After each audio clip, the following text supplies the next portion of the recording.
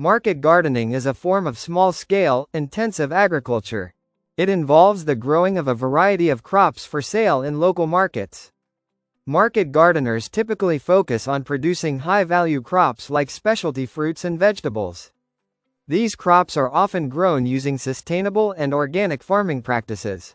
For example, a market gardener may cultivate heirloom tomatoes or gourmet salad greens. Market gardening can be practiced on a small plot of land or even in urban areas. It allows growers to have direct contact with consumers and receive immediate feedback on their products. This direct connection can help market gardeners adapt to consumer preferences and demand. Market gardening often involves selling directly to consumers through farmers markets or community-supported agriculture (CSA) programs. By growing a wide range of crops, market gardeners can diversify their income streams and reduce risk.